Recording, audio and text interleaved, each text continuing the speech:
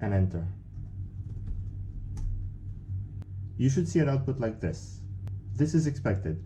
The output simply says that the git command is not recognized, and that's because git is not installed.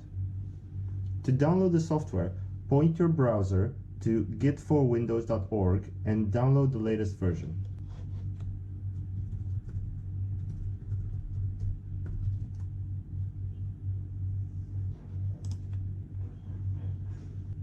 Run the installer accepting the default options.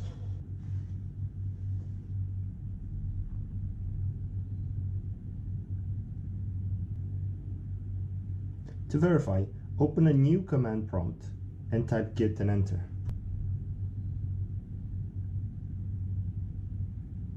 You should now see a totally different output.